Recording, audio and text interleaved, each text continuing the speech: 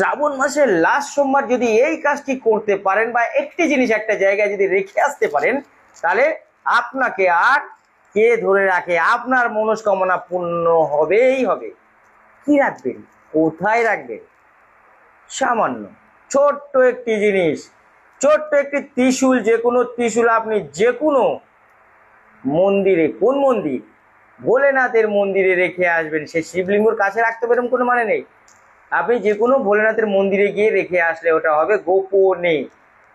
পিছন ঘুরে আর তাকাবেন না, সোজা চলে আসবেন, এসে 5টা ভিখারিকে যতটুকুনি সামর্থ্য আপনি ফল দিন বা টাকা দিন, দিয়ে দেবেন। চ্যালেঞ্জ করে বলছি, এতে আপনার মনস্কামনা পূর্ণ হবেই হবেই হবে।